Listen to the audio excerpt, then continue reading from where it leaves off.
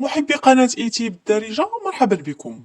في إحدى المفارقات الغريبة، وهي أنه أثناء وصول المنتخب الوطني المغربي إلى تنزانيا من أجل لعب المباراة ضد المنتخب التنزاني في التصفيات المؤهلة لكأس العالم 2026، منتخب تنزانيا كيشد الرحال وكيسافر إلى المغرب باش يلعب مباراة ضد منتخب نيجيريا، والتي ستقام بمدينة مراكش.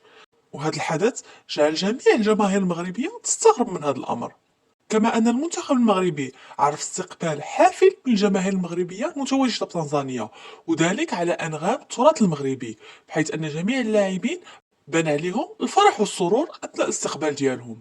نخليكم مع الفيديو.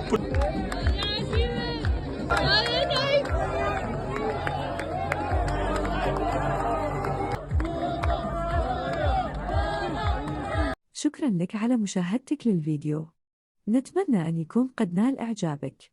نرجو منك الاشتراك في القناة وتفعيل زر الجرس ليصلك كل جديد. كما يمكنك الضغط على زر لايك لدعمنا. نحن نقدر دعمك وتشجيعك، وسنواصل تقديم محتوى جديد ومميز. شكرا مرة أخرى.